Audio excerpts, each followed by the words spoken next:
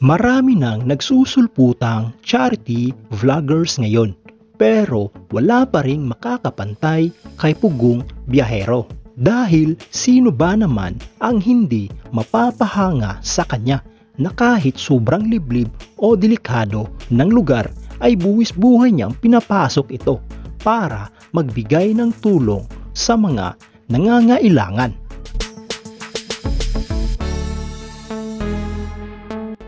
At si Pugong Biyahero ngayon ay nangunguna sa listahan pagdating sa usapang charity vloggers. Meron siyang 2,780,000 subscribers sa kasalukuyan at may total video views na 750,888,952.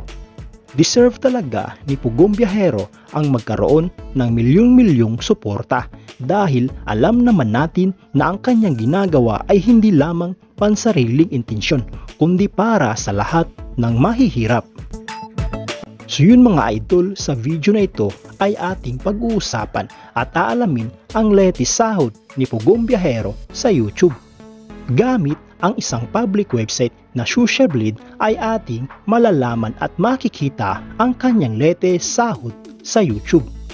Ang Social Blade mga idol ay isang public website na kung saan kahit sino ay pwedeng tumingin sa analytics at estimated earnings ng isang YouTuber or influencer. So yun mga idol, nandito na tayo sa Social Blade at ito ang official channel insight ni Pugong Biyahero sa Social Blade kung saan pwede nating makita ang status ng kanyang YouTube channel at ang kanyang latest sahod sa YouTube. So yun mga idol, dito sa kanyang uploads ay nasa 2,151 na. Subscribers naman ay nasa 2,870,000. Total video views naman ay nasa 750,888,952. Country ay Philippines, channel type ay people at user created noong August 21, 2016. At dito naman sa baba mga idol, ang total grade niya ay nasa letter B+.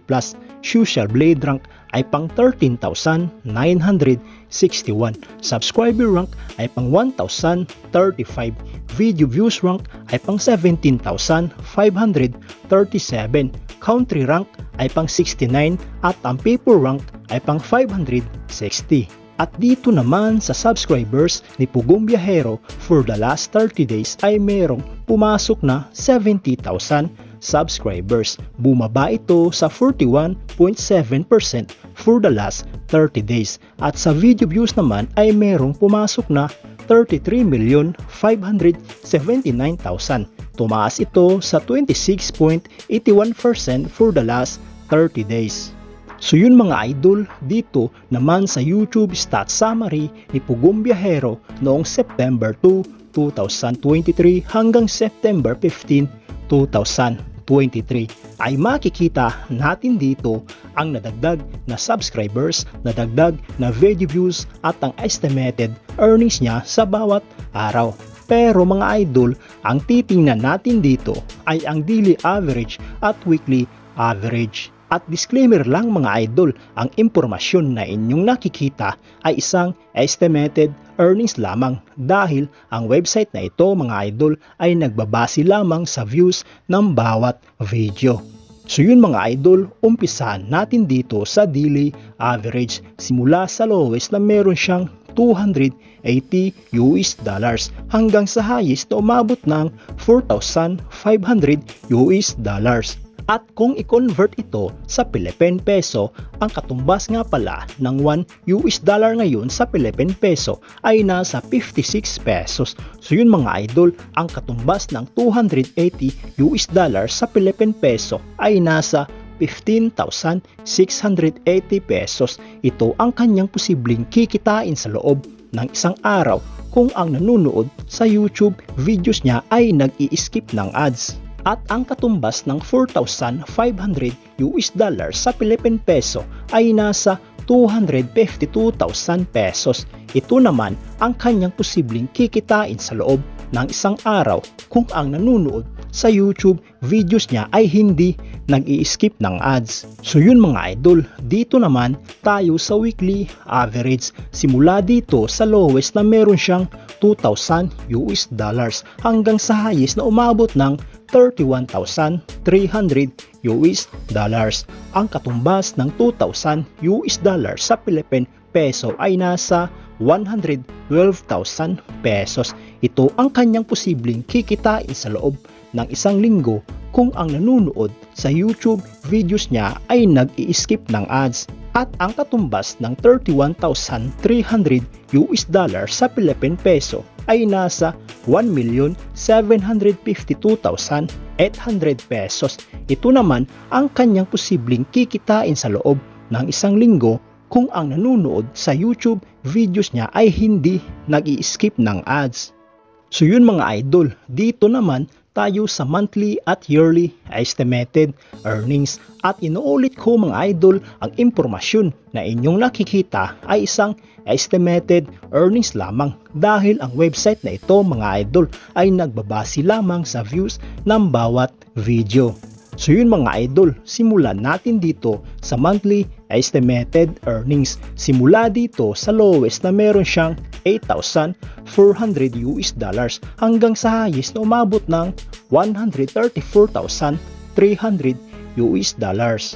At kung i-convert ito sa Philippine peso, ang 8,400 US dollars sa Philippine peso ay nasa 470,400 pesos. Ito ang kanyang posibleng kikitain sa loob ng isang buwan kung ang nanonood sa YouTube videos niya ay nag-i-skip ng ads. At ang 134,300 US dollars naman sa Philippine peso ay nasa 7,520,800 pesos. Ito naman ang kanyang posibleng kikitain sa loob ng isang buwan kung ang nanonood sa YouTube videos niya ay hindi nag-i-skip ng ads. So yun mga idol, dito naman tayo sa yearly estimated earnings. Simula dito sa lowest na meron siyang 100,700 US dollars hanggang sa highest na umabot ng 1,600,000 US dollars. At kung i-convert ito sa Philippine peso, ang 100,700 US dollars sa Philippine peso ay nasa 5,639,200 pesos. Ito ang kanyang posibleng total na kinita sa loob ng isang taon kung ang lahat ng nanonood sa YouTube videos niya ay nag-i-skip ng ads. At ang 1,600,000 US dollars naman sa Philippine peso ay nasa 89,600,000 pesos. Ito naman ang kanyang posibleng total na kinita sa loob ng isang taon kung ang lahat ng nanonood sa YouTube videos niya ay hindi nag-i-skip ng ads. So yun mga idol, hanggang dito na lang ang video na ito. Kung nagustuhan mo ang video na ito ay mag-iwan ka naman ng isang like at isang subscribe bilang suporta sa aking YouTube channel. So yun mga idol, maraming salamat sa panonood.